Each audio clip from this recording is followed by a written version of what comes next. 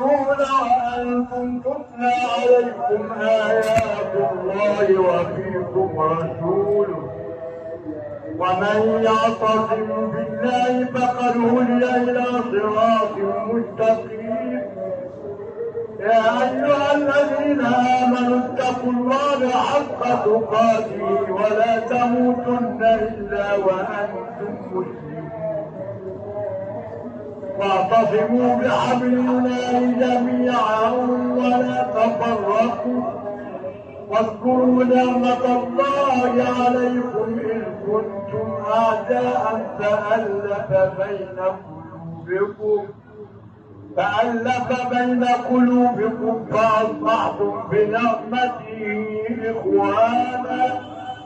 وكنتم على شفا حفرة من النار فأنقذكم منها